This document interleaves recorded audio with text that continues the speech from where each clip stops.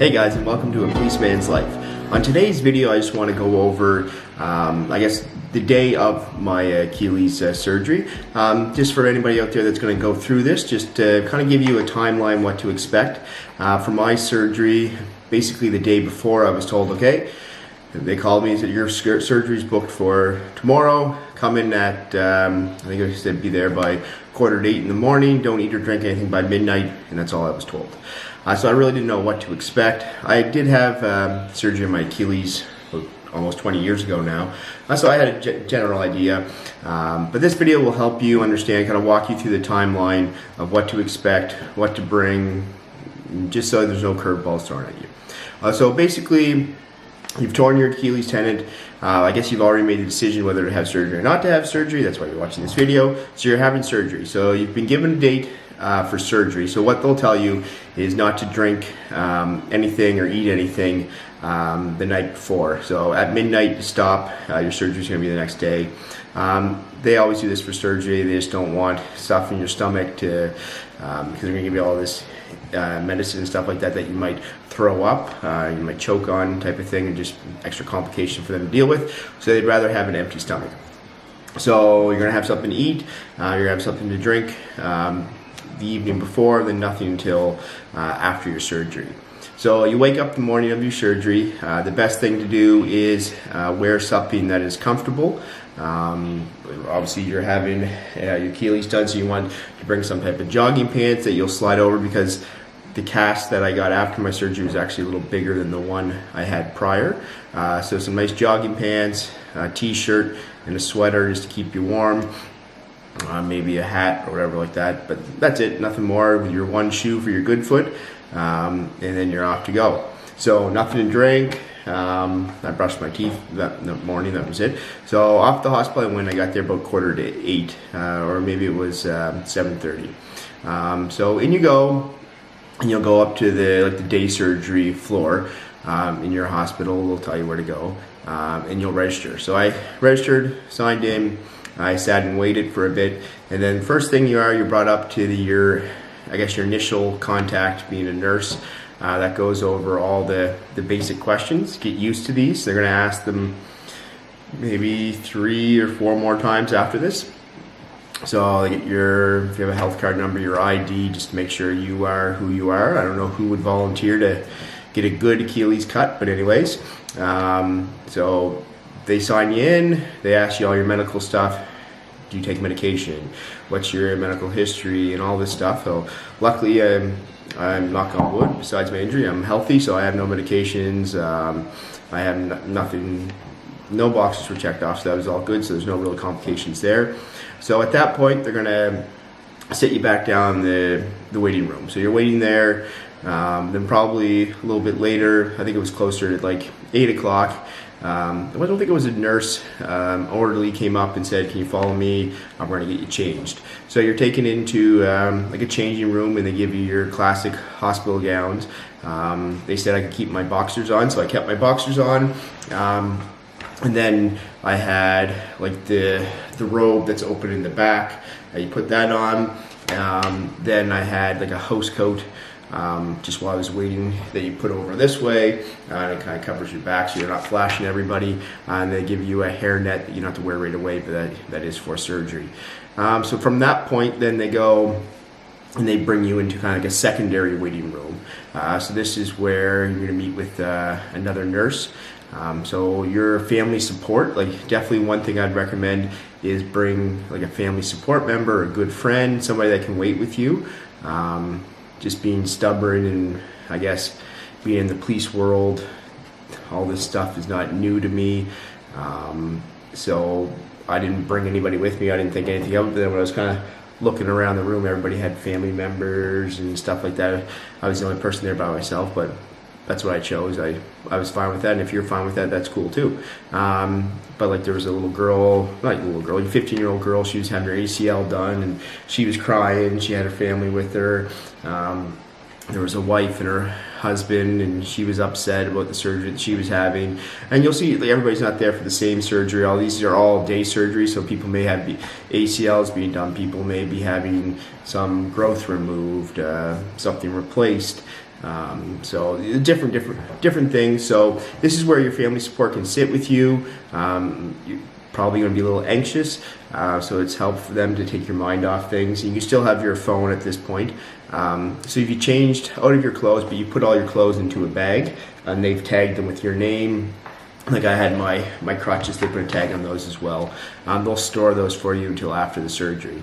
So you're sitting there waiting, then another nurse, maybe an RN, comes up and she asks you all the same things. She checks your bracelet, goes over all the medical questions, your medication, everything you just answered before, but that's fine. And then she does some other preliminary tests, like she'll do your blood pressure, she'll check your pulse, a couple other things I think she checked. That was pretty much it. So as you're sitting there, then next would be, the order doesn't really matter, but let's say we'll go with the anesthesiologist. She'll come out or he'll come out. Mine was a female, really nice lady. And she'll just chat with you about the process. Like I said, it helps that I went under before. Excuse me. I went under before for my ACL, so I kind of knew the process. But she'll explain everything to you. I felt really bad. The young 15-year-old that was getting her ACL done, she started crying when she was talking to the anesthesiologist about going under. She was very nervous about that. She didn't want the needle.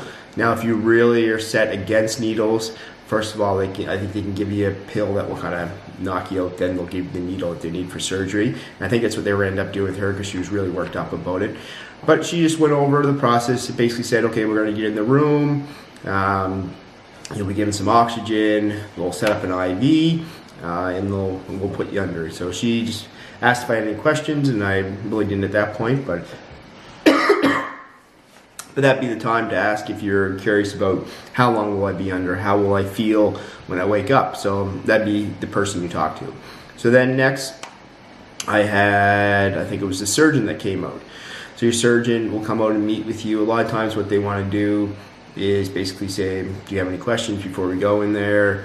And I had a couple, like I asked just about kind of like what was going to be on my foot afterwards. Like, was I going to have a new cast? I wasn't sure how that was going to work. And basically just that. It was just mainly about the cast, how I'd feel afterwards a little bit. And then what they'll do is they'll inspect the foot, make sure, excuse me, I got something caught in my throat.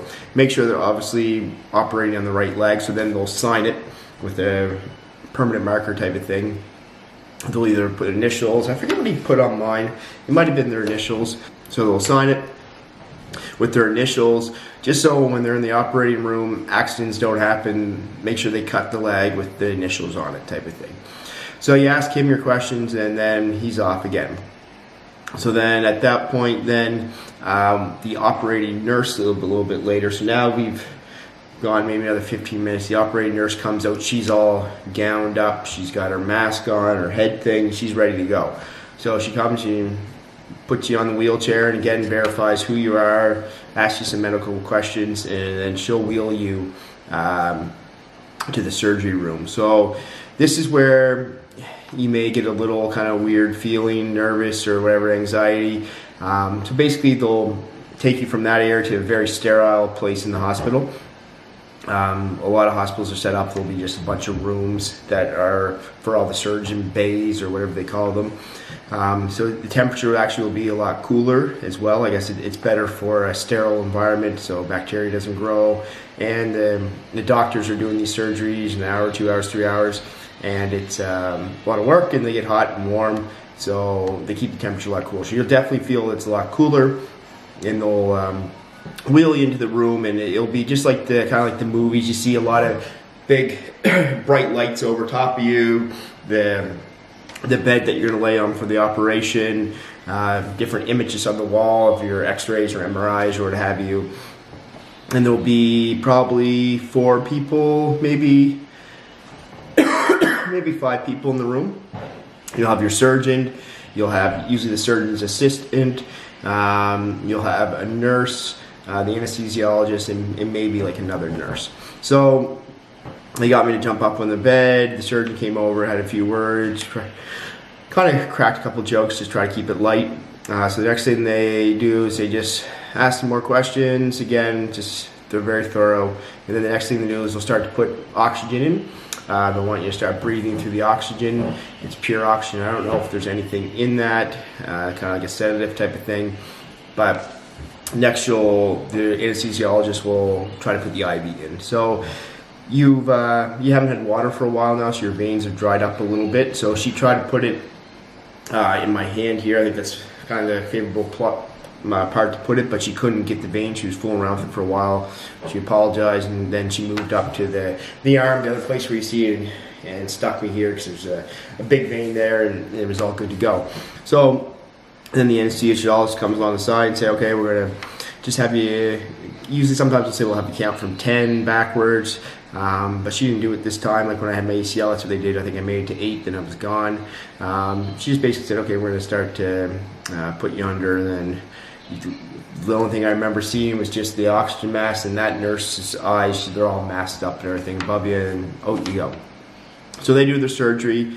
So that's probably like around 8:30 that's happening, 8:45. The surgery's an hour and a half. And then you're obviously out. So they'll take you to the recovery area. So probably maybe a little afternoon, you'll start to kind of wake up. You'll be super groggy. Expect to say some stupid stuff to nurses. Like I just remember trying to fight the medicine, just trying to wake up, and I kept on saying, I'm just trying to get up, I'm trying to wake up, and you can't open your eyes, but you're somewhat aware of what's going around. That's fine. Take time, relax. They're not going to kick you out of there. So I forgot to mention earlier, they will make sure that you have somebody to come pick you up, because you're not going to be in a state to drive. In the hospital I went to, they actually, if you don't have somebody set and assigned and a phone number for them that's going to pick you up, they won't do the surgery, because they want to call and verify that somebody's picking you up. They obviously don't want you going on a bus or a cab. They want somebody that can care for you. So I had my parents come pick me up. So once I started to come to a little bit, the nurse basically said, okay, who's picking you up? And I said, oh, it's my father. The number was on the sheet. So she went over, she gave him the call and said, okay, can I start the surgery? He's doing well. He's probably going to be here for another hour or so. So at this point, they give you some liquid, and they're just waiting for the medication to wear off. So then the nurse went over. Once I was a little more awake, the nurse went over like the day surgery stuff, what to expect the next day, the prescriptions that I needed, and then she wheeled me down to meet my parents, and they took me home. So you're still going to be pretty groggy, but the thing is get your prescription filled that day. So you're going to be probably given a prescription for like a Dilaudid, a painkiller, for Tylenol, and for some aspirin or like no name type of thing. So the Dilaudid, because you're going to be in a lot of pain, that's only set up to take as needed for the first little bit. The Tylenol is more a little bit of the longer term thing, and the aspirin is for a blood thinner. So make sure you take your aspirin, because I think I saw the stat, it was like 1 in 3 people that have this surgery will end up with a clot in their leg, and we don't want that. So take your blood thinner, your aspirin, and that should help. It's not saying it'll completely avoid it, but it should help stop that. So you've gotten home, you'll be able to hobble in on your crutches, and you're going to lay down, you're going to elevate your foot, you're probably going to stay there the rest of the day unless you have to use the bathroom. Have somebody run out, fill your medication so you have that right away. Don't be, like they'll tell you, don't sign any legal documents. You shouldn't be in the care of children or anything like that, because you're still kind of spacing out of it, and that's going to last the rest of the day. So you're going to be home probably around 3:30. You're probably not going to be hungry. You're probably actually just going to sleep the rest of the day, which I did. Woke up for a bit and then back to sleep again. So keep that foot elevated all day, have your medication filled, and then the next day when you wake up from sleeping, you're definitely going to be in a lot of pain. You'll want that Dilaudid and all your other medication. And then I'll do another video just to follow what the first week is like. So just to kind of to sum up, like definitely wear comfortable clothes, bring family for support. They can stay with you right up until you go into the operating room, so it's beneficial. Have somebody that's able to pick you up, and make sure your schedule's set up that You have the time when you get home just to do nothing. If you're in the care of children, or if you have children, young children, have a family member or babysitter that's going to take care of them that night. Don't expect that you'll be able to do anything. You're really going to be kind of spacey and not feeling like doing anything. Your body's kind of in shock. And just when you're at the hospital, ask as many questions as you can. It will take away that anxiety. Like beforehand, watch videos like this, read other people's stuff, read other people's videos, just to get a more comfort level. Like, understand that you're going to go into the operating room and it may look just like the movies. You may be freaked out about the lights, but it's all stuff that needs to be done. Like, it's there for a reason. They can't make it all plushy and comfy and everything like that. They need a sterile environment. They need to be able to see and everything like that. But just take it in stride. You're in great hands. So if you have any questions that I missed, throw them in the comments below. Check back for, you can subscribe, check back for another video. I'll do like what the first week is like, to understand what the first week, and I'll kind of do the second week, and go from there. And just, like I said, following my rehab process. So if you have any questions that I missed or anything you want to know, I'm more than happy to answer them. Just fire them in the comments below and I'll write right back to you. Okay, well, thank you for subscribing, and we'll see you later.